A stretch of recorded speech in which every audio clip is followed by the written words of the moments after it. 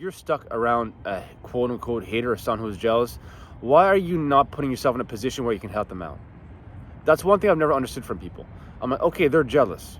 That means you have something that they really want, but they're struggling to get themselves out of their circumstance or even have the ability to ask for help. So why are you not helping them out? I've helped a lot of people who are jealous.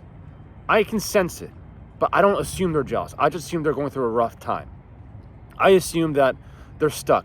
I assume if I'm succeeding and their mind is turning negative every time I'm around, they're putting their head down, they're angry. I just like, oh fuck, bro. Man, do you have to give me that shitty ass energy? I'm gonna give you love. I'm gonna help you out specifically, because sometimes the most jealous people can be one of your best friends and love you down the road. They're in massive pain. So whenever people say, oh, haters gotta hate, they're super jealous of me, fuck them. They're just creating a more negative circumstance in their own hearts. That's one thing I've never understood. I've never struggled with jealousy. Don't get me wrong, I've fallen jealous at times. But it's so momentary because I know in my heart all negative traits is an internal signal that I need to level up. If I'm feeling jealous, that's an internal signal that I'm not doing something. The answer's right in front of me. God's putting the answers right in front of me. For me to get angry at that person is like, fuck that person. They're a bitch, blah, blah, blah. Any negative excuse, that's my ego. It's an ego fuck up. So I drop that instantly. The first thing I always do is I compliment the person. I admire them. I flip it. And then I go straight to asking them for help. If they don't want to help me out, that's fine. I just move on to the next thing. I just feel proud of myself that I actually, you know what? Maybe they are, quote unquote, not that positive person who can help me out. But I at least overcame my own fears and I asked for help. So if you have hate in your heart and you are, quote unquote, jealous of someone externally, sometimes going through a work on giving yourself love can drop that jealousy. People don't understand that. So like I said, if you are jealous, that means you have hate in your heart. Someone is operating in a certain manner that they have something that you want. But it might be materialistic, it might be a certain circumstance. I've learned from my experience, I'm in control of all internal states. I don't need to be in a mansion. I don't need to be on a yacht. I don't need to be on a boat. I've been in all these things. I've been miserable in certain circumstances. I've had absolutely nothing. Broken shit, had the best days of my life. So I use those best days of my life to create a frame of mind. And it's always connected to having a hard-ass workout, overcoming something very difficult, because when I'm proud of myself, I don't give a fuck about anything. I'm full of love. Self-pride or being proud of yourself, accomplishing something massively hard, that by itself is full of love. It's self-belief. It overruns every negative trait in our heart in that moment. You don't need to be in a fucking circumstance. Whenever I see people in that state, they're stuck. I'm like, bro, are you so disconnected from being a fucking human being? We have not genetically evolved to the point where, like, 100,000 years ago, we're wired more or less the same thing.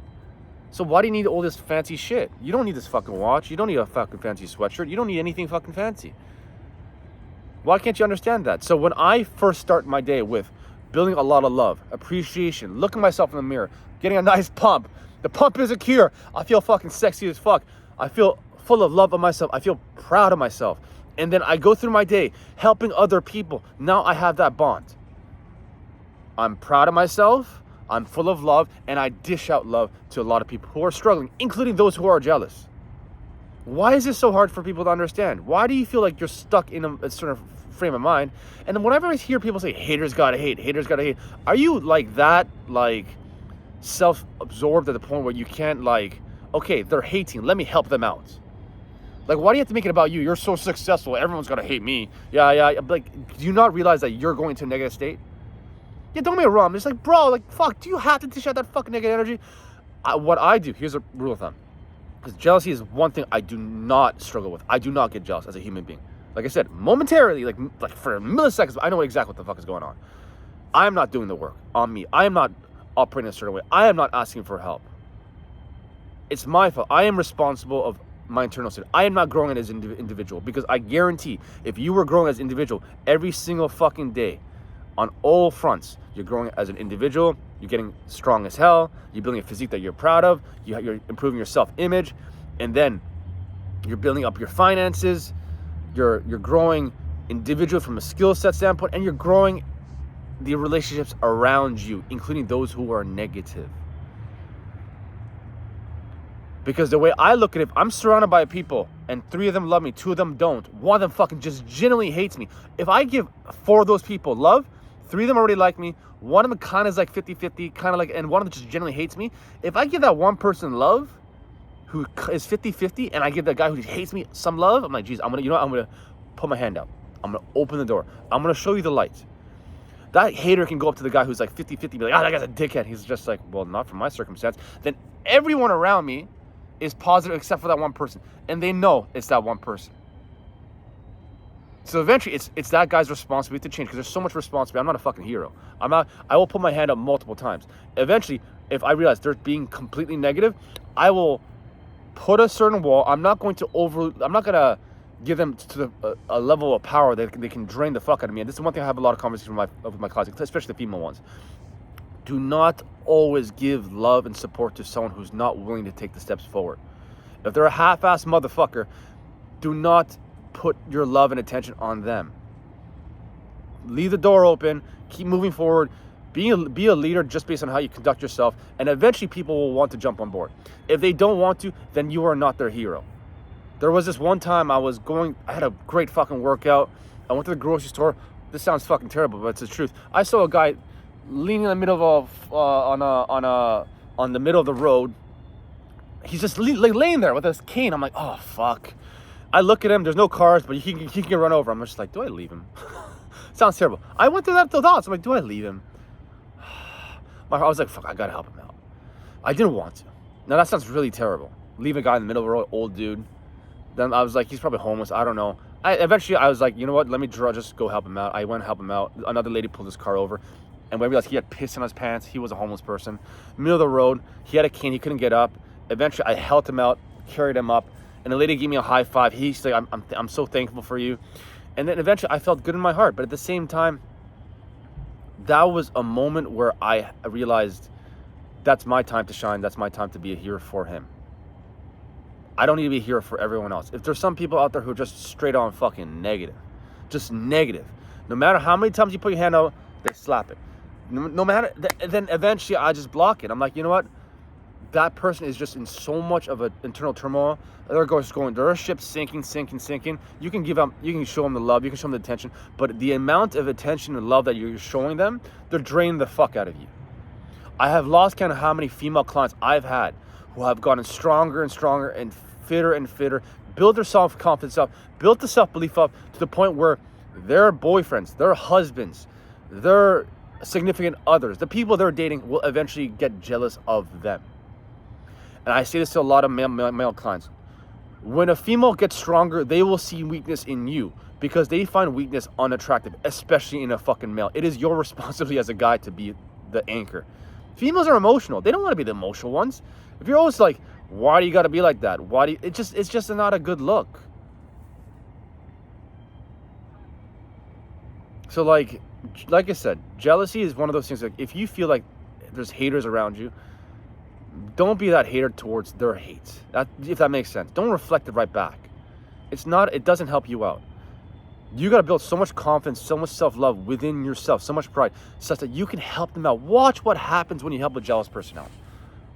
This goes against what everyone says. I'm in control of every circumstance. I've been in that circumstance before. I've had a boss who... Here's a story for you. Once upon a time, I used to be a trainer in a gym. So I used to be a sales advisor for a gym, for a corporate gym. I just realized at a certain point, trainers and I, it's a weird relationship. It's either hate or love, but I was like, let me be a sales advisor, because every time I'm a trainer, it's always like this weird thing. I was always bumping heads with a lot of trainers. They either love me or hate me. I was like, you know what? Let me just be a sales advisor. I'm going to help them, give them clients, because I'm a very good trainer and I'm very good at speaking, and I'm very honest in terms of my pains and my struggles. So I know how to get people to take that first step from a motivational standpoint. So I eventually became the highest closer at this across all gyms. 70% of people walking to a gym for the first month, I was closing. Non-stop. My boss said this is not brag, I'm just telling you honest. He said, you are the closest thing to the CEO we've ever had at this rate. Our stars who've been here for years are closing at 60%. You're closing at 70%. And all I was super honest to other people in front of me. I just told them I had self-image issues. I just opened up all my problems. And then they opened up all the problems. I told them, this is how you do it. And they're like, this is really how you do it? Yeah, for a measly fee of this much, you can transform your life by taking the right steps forward. And they did. But the head of the personal training department, who I was giving him business, hated my guts. Think about that. I'm giving him business. I'm giving him his trainers' clients. I'm making him money and his trainers' money, but he hated my guts. I remember walking into the office. I'll never forget. He was just sitting down on a chair. He was looking at the leaderboard, and he was fuming. Like, his eyes are bloodshot. He couldn't look me in the face. He's like, hey, Sam. I look at him straight in the face, like, hey, Chris, how's it going? His name is Chris. And he's just like, I see you're first. I think you're doing well, right? I'm like, yeah. I was like, why is he so mad? I don't know what the fuck is wrong with him. I put it aside. The next day, I was in the office with the district manager of all the branches in all of Ontario, my general manager, the assistant general manager, Chris, him, and me. Hey, Sam, so we were raised our attention that Chris mentioned that you were not following the script that we gave you. And it's a problem. Please follow the script. There was an issue of me not following the script. A piece of paper to close sales, but I was closing higher than everyone else. I told him, I know I've done sales before. I was just like, so wait, I don't understand. Why is this an issue if I'm number one? Like, why is this an issue? So this is corporate policy. We need you to follow the script. I'm looking at Chris. I'm looking at my manager. What the fuck is going on? So I get up. I'm leaving. I'm okay, whatever. No big deal. I get up, and then Chris leaves. I'm about to leave. He's like, Sam, can you stay here for a sec? I sat down. And I was like, Sam, we love you. Our district manager, she was here. She loves you. We all love what you're doing. I was helping all the members on the floor. I was spotting them. I was doing this is the problem. I was doing the trainers' jobs. I was going to talk to all the members. I was helping everyone out. I was cleaning the gym. I was spotting everybody else. And like, Sam, this is the problem. You're making him look bad. I'm like, what do you mean? I'm giving business. No. He should be making his trainers go on the floor, asking for a spot. You're doing more sales than most of his trainers. You're making him look bad. And there's some people in this world who just, he's trying to fire you. I'm like, he's trying to fire me by bringing business. He's like, there are some people out there who just, their egos are that fragile. I'll never forget that. I was just like, and one of my mentors, when I quit my corporate job, love him to death, high performing coach. He's coaches. He trains like Olympic. Everyone top tier. He's been my mentor. The part of the reason why, I'll never forget, Stu McGill, love you to death. He's transformed my life completely. I'll never forget. I went to his house. I asked him for guidance and support because when I was at one point in my life, I was lost. He's like, Sam, I'll never forget this. He's like, Sam, just keep your head down. Keep doing what you're doing. Keep focusing 100% what your task is. And there are some people in this world who are going to drag you down. Just keep moving forward. I was like, why is he telling me this? Okay, cool. All right, cool. And I'll never forget, I quit the corporate world. I went to him. So I quit the corporate world. I went to the corporate gym to start going back to the fitness world. And that was the first thing I was experiencing. I was like, what the fuck? And this is my biggest mistake I ever did. I was like, this guy is trying to fire me? Okay, cool. I was trying to play mind games with him. I was trying to fire him. Eventually, yeah, I made his life a living hell. But then my performance went to zero.